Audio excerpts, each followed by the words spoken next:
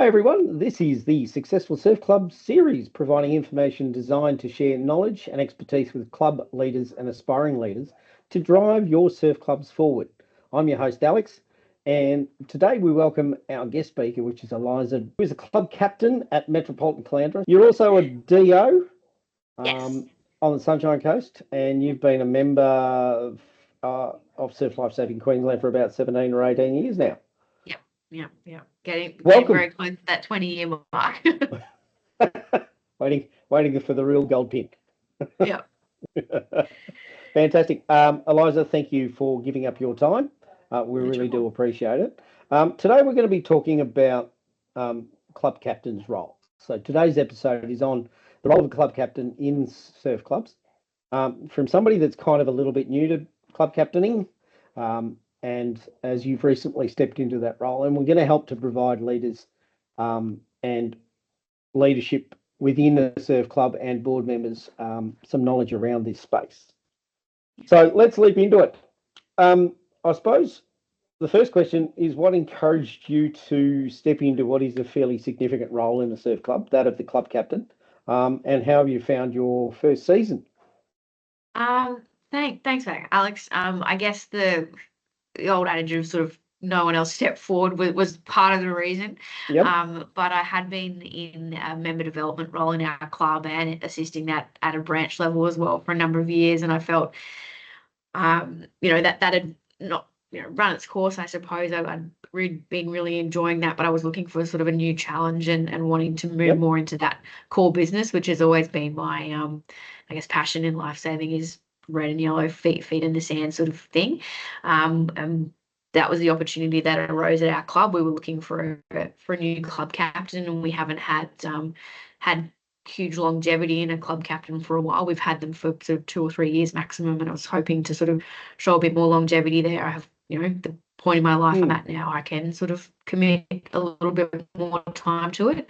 So I really saw some value in stepping into a role that was directly impacting our lifesavers on the beach, which, without them, surf clubs aren't anything. So that's sort of how I found myself in the role, and been enjoying the first season. Surfing is one where you find your feet, and as good of a handover as I did get, which was great from the previous club captain. There is always, I didn't realize that was part of the role, or, all those sorts of things. So it is certainly a finding your feet here, but looking forward to next season to sort of take in my stride, I guess, and then start moving things forward. Sure. Fantastic. It is a fairly big step as well. The club captain surprisingly does a lot more than people expect. Surprise. What are some of those roles and responsibilities that you didn't, or you saw and knew as a club captain or going into that role, or didn't realise when you got there? Yeah, it certainly was a big step up in a lot of ways. I had been managing a fairly big portfolio at the branch as well and things like that. So that was one thing, but that was a lot more my direction, whereas the way a club captain works is you have to tick certain boxes, and there is only certain ways you can do that. You can't sort of reinvent the wheel every task that comes up. So I guess a lot of the roles that or jobs, I suppose, that popped up, a lot of gear and equipment, things that need to be audited, checked, compliance, all those sorts of things that pop up fairly regularly, that were a bit of a challenge for me, as I don't have a huge background in IRB, so I really had to lean on a couple of members in our club that supported me really well, and I could ask them questions about what parts were what, and I've got my crew award, but that's sort of about it. So finding the right people who I could lean on their experience was really important for me there. Managing people is always, in any role in life saving, is always a pretty big one as well, but trying to work out personalities on patrol teams and things like that and keep them rolling along. Some people are really keen to mix things up, and they always want to, but others are like, no, I always want to be in the same patrol, and I have been for 10, 20 years, and I don't want to change that. So just meeting everyone's very different expectations was fairly important. There was always a lot of emails in any formal role in life savings. So they're, keeping up with that constant stream of comms that are coming through, not just from members, but, keeping up with circulars and all those sorts of things so that we were on the front foot whenever any changes rolled through. And odd jobs that come up every season, but then also there were other jobs this season, like the cyclone that rolled through, that presented a new challenge that I didn't really have anyone's experience to call on, because it hadn't happened to our club for 50 odd years. So that was sort of just rolling with the punches with that one, and still seeking advice from anyone that I could think of that could provide me something. So. Yeah, lots of jobs popping up. Lots of different things that you didn't expect. Lots of checklists that you didn't realise were there. Is there anything that you found that surprised you or that you found challenging, other than probably having to deal with the cyclone, which, like you said, none of us have had to do that for 40 or 50 years. So what other things surprised you about that role? The role, I guess the way our club is structured is the club captain is the chair of our operations group. So that's JAC, surf sports officer, any vice club captains or anything like that, any of those sorts of roles, training officer. So I chair those meetings once a month. So just making sure everyone was on the same page and trying, sometimes in vain to mesh our calendars together is quite a challenge, and that was, you can plan the meetings out at the start of the season all you want, but it probably did surprise me how often we had to sort of change things on the fly or update things. It didn't follow that sort of linear progression that I had hoped it would. Other surprises, I guess, were how often updates and things like that are rolling through. I think the regular patrol member probably doesn't realise how often things are happening in the background with, new gear that's rolling out, new training, all those sorts of things that have to happen fairly quickly. We've had the rollout this season of our Australia Water Rescue kits, things like that. So I probably wasn't expecting. I sort of thought, well, at the start of the season, I'll know what gear I'm even working with, but sort of even things like that change. So just keeping abreast of those sorts of things, and I guess understanding that yes, it's come out yesterday, but I need to understand that I'm not going to be able to get it out tomorrow. So working in a realistic timeline, and getting the members across things was probably another surprise as well. All right, and I suppose on the back end of that, we're talking about balance. Yeah. And you've got a proper job, I would suggest. Yeah. That a real life job. Then you've got your volunteering job, and then you've got added to that club captain duties, which is a leadership role within the organisation. So how did you find, I mean, this is your first year, how did you find that balance? Yeah. Have you learned to say no yet? Have you learned to say no? I have learned to say no.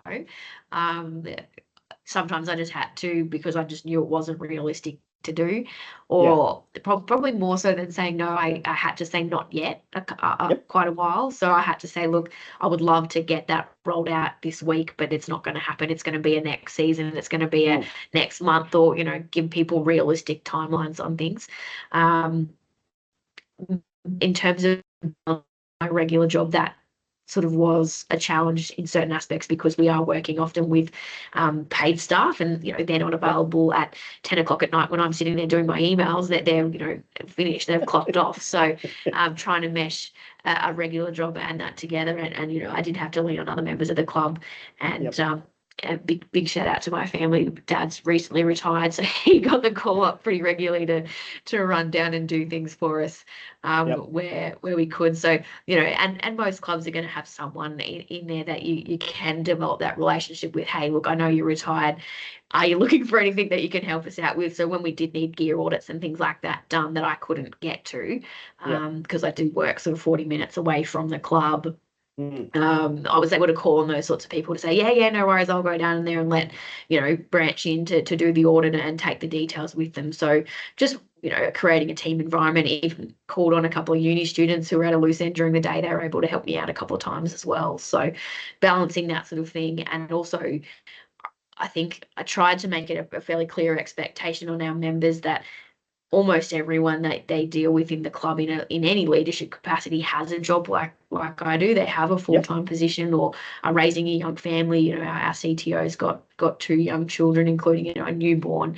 And I made that really clear, especially with new members, that if you send an email, they'll get to it when they can. You know, that they are trying to fit things in around their lives, and, you know, we can't always get back to you in 10 minutes. It's sometimes is going to take a lot longer. So again, just trying to set the expectations fairly early that, you know, I'm not always contactable, but I will get back to you. You know, if you leave me a message or send me an email, it will happen.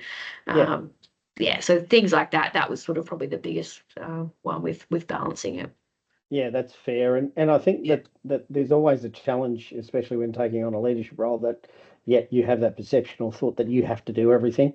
Here's a process that we go through that we talk about quite literally within that marketing and media area, that says, from a leadership perspective, don't forget that there's a broad sort of delegation process you can go through. And also, if people come at you with ideas, it's not necessarily up to you to then investigate those ideas. It's you know, a little bit of pushback to say, hey, that's a great idea. Do you want to do all the legwork on that and then present it to the committee? So you're not the owner of every single idea that comes through the surf club. Completely agree. Which can blow you out of the water. And if they've got the passion for the idea, then normally they're going to lead it really well. So, you know, and sometimes we've found that even it becomes a bit of a succession plan, because they get, you know, a bit of ownership. They didn't even realize they could take ownership of that. And, you know, if you can give them the autonomy to do that, then all of a sudden you've got sort of a budding leader there. Yeah, absolutely. Moving on to getting stuck into the role, I suppose. You're leading a variety of different people, from very young people in that sort of 13, 14 SRC age group, all the way up to probably retired, semi-retired and retired people. What sort of techniques and tips do you have for volunteering? Motivating the volunteers in that bracket across those broad demographic? That's probably one of the biggest things that we all face, I guess, is keeping our team motivated. And we all come from huge walks of life, like huge variance in terms of our experience in life. As you say, you know, we've got 13-year-olds who are rolling in, and we've got, you know, I think our oldest patrol members, you know, nudging 80. So we've got that big variance. We've got, you know, hugely professional, you know, successful professions, down to, you know, the kid that's, you know, serving beers in the supporters club for us. You know, there's a huge variance in profession and ability to give time and all those sorts of things. So I guess motivating them, we've always tried to give them different options and say, look, if all you want to do is come down to patrol, do your patrol really well, and you know, talk to your mates on patrol, that's great. We love that. But if you're looking for X, Y, Z more, if you're looking for more development in surf sports or member development, you know, opportunities, or just, you know, we've introduced this year a desktop scenarios that we do on patrol. So we said, look, we'd love you to do them, and we think, you know, you'd all benefit from them. But we also recognize that some of you have been here for 20 years. You've probably done these scenarios in real life. You don't necessarily feel like you need to do that. And we sort of just approach it as, I guess, using those people, though, to motivate the newer members. Excuse me. You're right. No, that's all right. With giving them the ability to share their experience and just mesh together and good mates, things like that. It's that lived experience that these people have. You're right there. Bit of dust. Sorry. That's right. It's that lived experience that people have in terms of what they've done in, like you said, if you've been there 30 or 40 years, or you've done 20 years, you know, we've had situations where we've got actually new members in a couple of clubs where within the space of their first season. I might just grab a drink of water. No worries. Go for it.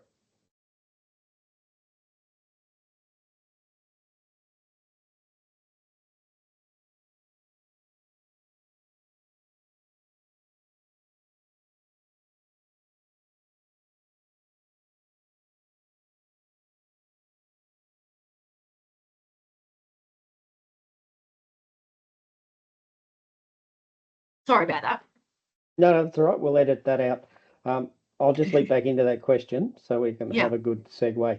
I suppose part of it is about that sort of using people's lived experiences. If they've had 20 or 30 years in a club, yeah, they may have seen a lot. Sometimes they may not have seen a lot. Yeah. We've had situations in clubs where I've had a member that I know of who's in their first year. They've just done their bronze, and all of a sudden they've had to do two resusces, unfortunately unsuccessful, and the impact of that on somebody who may patrol for 20 years and never had to do one. So Yeah. absolutely, that part of that engagement process needs to be helping the older people to teach the newer people, and vice versa, the younger people to teach the older people about what's happening in real life at the moment.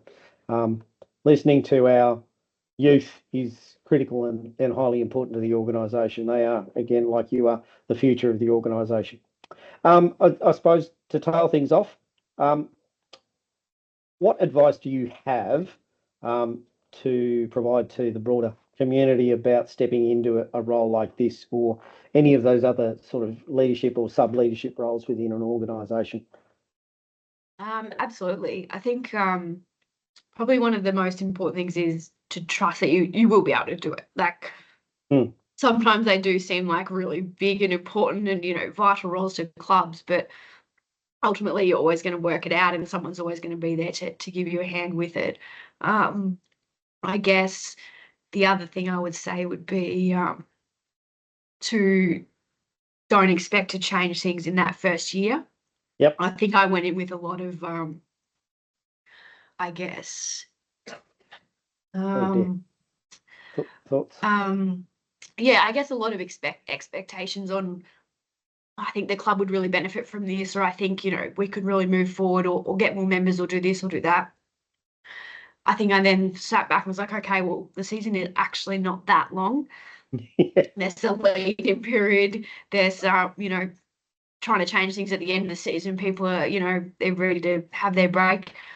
So I tried to let this season just be, although we did introduce the odd little thing, I tried to make it more of just okay, I need to learn what this job entails. I need to understand the members' appetite for things as well. Yep. So maybe this is my like, Eliza's great idea, but the rest of the club's like, that's ridiculous. We're not interested. Yeah, sure. So just floating ideas with people and things like that was fairly important for me this season.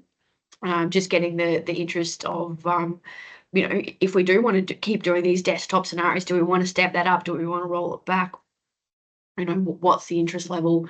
And also just gaining the trust of the membership as well. I've been a member for a very long time, and I feel like, I hope I have got their trust already, but in that new role, I had to, understand how they needed to understand how I was going to operate and vice versa. So, yeah, I think how that fits in with the broader leadership of the organisation as well. At the club, you've got a president, you've got a treasurer, you've got, like you said, people that report to you in the junior activity space and the surf sport space. So, what are they looking for organisationally? So, I suppose the extension of that, for you staying in that role, is then creating that strategic plan around what you want to achieve over the next 3 or 4 seasons, rather than whack it all in one. Exactly. Yeah. I suppose part of this is taking the leap. Absolutely. Yeah. Yeah. Yeah. If you can take that leap, I think, I think most people are going to fall on their feet there, and and as you say, if you can sort of work out what those big goals are. If it is, for our club, we'd love to, apply for Club of the Year one year, but we recognise that that's not a this year sort of goal. It's all right. Well, how do we get there and step it through? And that goes right down from something, a really big goal like that down to, little Johnny wants to become a PC. Well, he's not going to become a PC tomorrow. We need to take him on that that journey to get there. So it's so scalable, that sort of approach of, you can't change everything overnight. No. But to try and lay the foundations and get people talking about it and get excited about different things, I think is that's probably the advice I'd provide. And I suppose it's part of it's also about encouraging those members that are thinking about it or think they Yeah, might want to engage with the current club absolutely. captain or the current leadership and say, Yeah, what's in it for me? I talk about this organisation. We've got 37,000 members, of which we've got 9,500 active patrolling members who all yeah, have 9,500 different ideas about what they want from the yeah, organisation. So it's a very, and you're all volunteers. I'm a volunteer as well. yeah, So it becomes this whole, how are we going to do everything for everybody? We're not necessarily always going to be, resolving the issues for everybody, but we want to yeah. engage with everybody and make sure that their journey is positive throughout their time within the surf club. So Yeah, absolutely. I think understanding it, we like, and we try and take as much feedback on as we can. And, you can't always take it on, um, some of the ideas that come forward, you just think, it's just not physically possible. Or, we'd love to do some of the ideas, especially, that the young yep, kids come up with. But, it's not always possible, but to sit down and work with them and say, look, that's a good idea, but how can we yep, make this work for you, and how can we give you the best experience, or that most valuable experience as a lifesaver. yep. And as you said earlier, it's not no, it's maybe not yet. So Yeah, exactly. That's yeah, probably the biggest thing in the last few years in various different roles is I'd love to. I don't have the capacity to do that. Do you have the capacity to do that for the club? yep, Or can you get a team together for it? If not, maybe that's a 3-year goal for us to get there, or a 2-year goal, or a 6-month, depending on what the thing is that they're asking for. So uh, I think, yeah, don't say no necessarily, say not yet. In most cases was the big one for me. fantastic. All right, Eliza, thank you for your time. This has been really enlightening. Appreciate it. I hope you've enjoyed it. And again, thank you for giving up your time to come and talk with us. No trouble. And we'll talk to you soon. Thanks, everyone. Thanks, Alex.